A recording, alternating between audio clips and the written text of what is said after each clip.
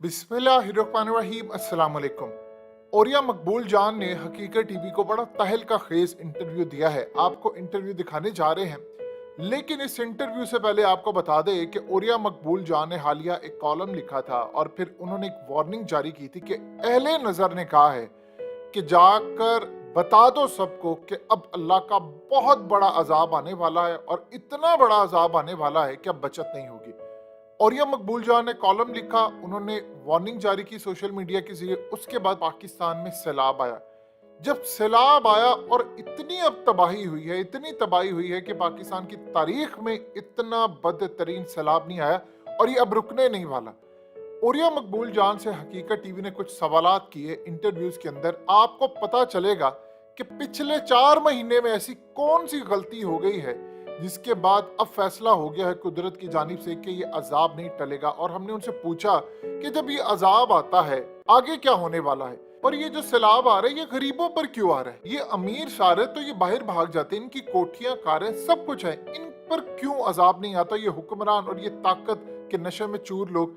तो औरिया मकबूल जान ने पूरी तफसील से जवाब दिया। तो चलिए इंटरव्यू शुरू करते हैं। औरिया मकबूल जान, हकीकत टीवी को वक्त देने का बेहद शुक्रिया। आपसे सवाल है कि आपने हालिया एक वार्निंग दी थी कि अहले नज़र लोगों के हवाले से आपने कहा कि वो पाकिस्तान में एक बदतरीन अजाब देख रहे हैं। आपने ये बात कही, इसके कुछ अरसे के बाद पाकिस्तान में बदतरीन सैलाब आ गया, ऐसा सैलाब जो पहले कभी नहीं आया। अब जरा इसके बारे में तफसील से बताएं कि ये क्या अजाब है, क्यों आया है, और अहले नज़र इसके बाद पाकिस्तान के हालात क्या देख रहे हैं। बिस्मिल्लाहिर्रहमानिर्रहीम। पाकिस्तान के बारे में जहाँ तक अल्लाह तबारक ताला की नाराज़गी का ताल्लुक़ है, ये गुज़श्ता 15-20 साल से मुस्तकिल चली आती रही है और बहुत दफ़ा ऐसा हुआ है कि लोगों ने दुआएं की और उसके साथ साथ ये किसी न किसी हद तक अल्लाह तबारक ताला की नाराज़गी जो है वो टलती रही। असल मसला ये है कि 2010 में याद होगा कि सैलाब आए थे, तो उस वक़्त मैंने 27 तारीख को सैलाब के आने से पहले जुलाई को मैंने कॉलम लिखा था, इसमें मरगला की पहाड़ियों का में से धुआं उठने की अलामत का जिक्र किया था, सैलाब का जिक्र किया था। और फिर उसके बाद 2010 में सैलाब आया था।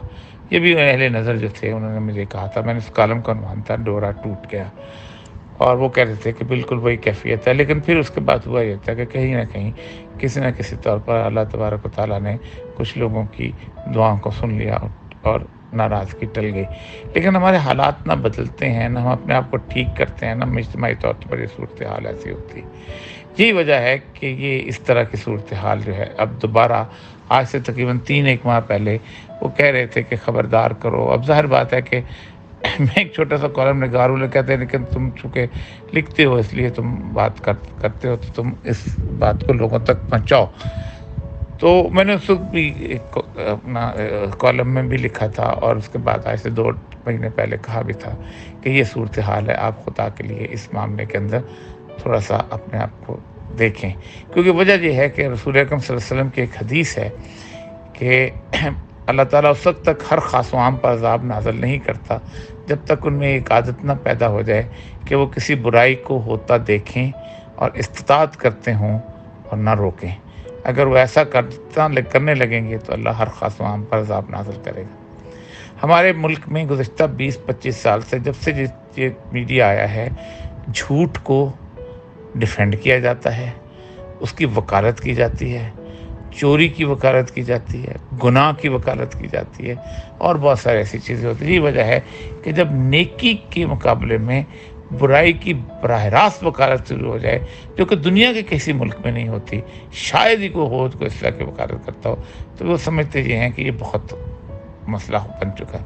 और इस गुज़श्ता 3-4 माह से जो कुछ हालात की तब्दीली आई है, इस तब्दीली से भी नज़र आता था कि एक रास्ता बन रहा है कि जिसके अंदर अल्लाह तबारक व तआला जो है वो किसी तौर पर अज़ाब की सूरत हाल पे ला रहा है। क्योंकि अल्लाह ताला कहते हैं हम जब किसी कौम पर अज़ाब नाज़िल करने लगते हैं तो हम उसके खुश ऐश लोग जो होते हैं, खुशहाल लोगों को हुक्म देते हैं कि वो हमारी नाफरमानी करें। औरिया मकबूल जान, आपसे दूसरा सवाल है। एक आम आदमी सवाल ये करता है कि सारे गुनाह, तबाही, बर्बादी ये ताकतवर और जाबिर लोग हुक्मरानों समेत करते हैं, लेकिन अजाब आम और गरीब बंदे पर क्यों आता है? इन जालिमों को कुछ क्यों नहीं होता? دیکھیں پہلی بات تو یہ ہے کہ قرآن پاک کی آیت ہے اتقوا فتنۃ لا تصیبن الذین ظلموا منکم خاصہ، ڈرو اس وبال سے جو ان لوگوں پر برپا نہیں ہوگا کہ جنہوں نے یہ پیدا کیا، یعنی ہر خاص وہاں پہ ہوگا۔ ایک بات یاد رکھیں کہ یہ عذاب نہیں ہے، یہ جھنجھوڑنا ہوتا ہے۔ اللہ چاہتا یہ ہے کہ تھوڑا سا جھنجھوڑیں تاکہ ہم وہ میری طرف رجوع کریں۔ خود اللہ تبارک یہ فرماتا ہے کہ ہم اس سے جھنجھوڑتے ہیں تاکہ اللہ آخرت کے بڑے عذاب سے یہ لوگ بچ سکیں۔ اب لوگ سمجھتے ہیں کہ جی یہ جو آدمی ہے یہ اس دنیا میں غریب آدمی تھا، اس کا گھر چلا گیا، فلاں کا یہ چلا گیا، اللہ کے لیے کوئی فرق نہیں پڑتا۔ جیسے ایک کمرے سے آپ ایک اپنی قیمتی چیز اٹھا کے دوسرے کمرے میں رکھ دیں، موبائل جو ہے ڈرائنگ روم سے ڈائننگ روم میں رکھ دیں، تو آپ کے لیے تو کوئی پریشانی نہیں ہوگی۔ اللہ اپنی ایک مخلوق کو یہاں سے اٹھاتا ہے اور دوسری مخلوق دوسرے جہان میں لے جاتا ہے، اسی کے پاس ہے۔ اب مسئلہ یہ ہے کہ اگر میں نیک مروں گا تو قیامت دن میرا نیک اعمال ہوں گے، بے شک میں سیلاب میں مروں یا طبی زندگی میں مروں، اور اگر میں بد مروں گا تو میرا بد ہوگا، سیلاب سے بچ بھی جاؤں تب بھی ہوگا۔ بدترین وہ لوگ ہوتے ہیں جن پہ اللہ عذاب نازل نہیں کرتا اور ان کی رسی دراز کر دیتا ہے۔ اللہ کہتا ہے یمدہم فی طغیانہم یعمہون۔ اور ابھی پچھلے دنوں اللہ نے نشانی کے طور پر کرونا بھیجا۔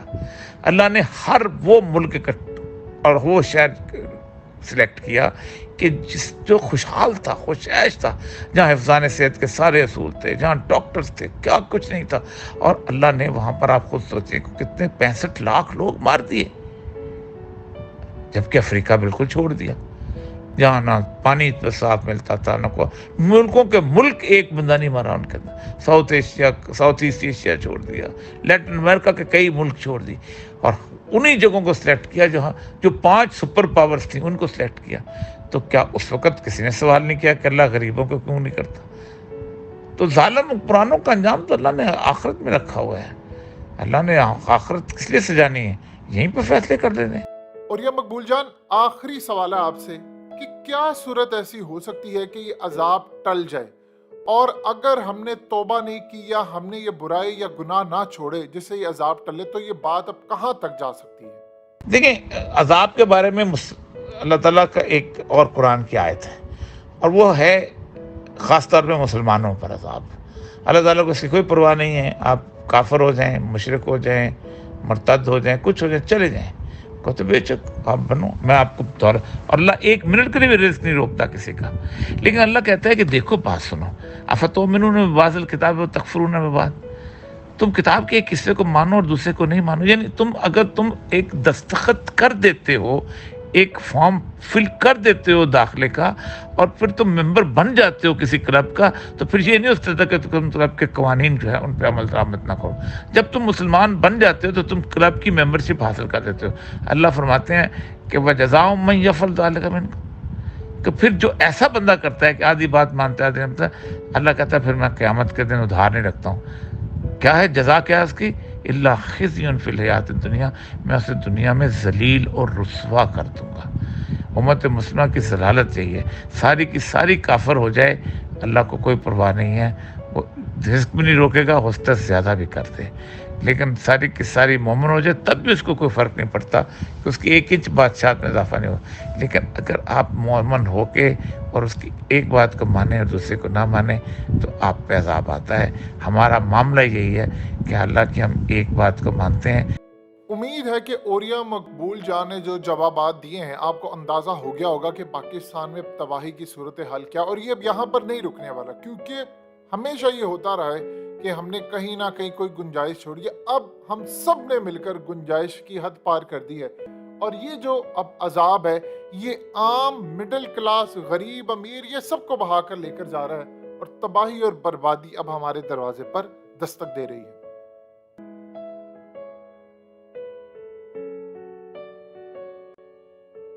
حقیقت ٹی وی کو سبسکرائب کرنا مت بھولیں، ویڈیو کو لائک کریں، شیئر کریں، اور کمنٹ سیکشن میں اپنی رائے کا اظہار ضرور کریں۔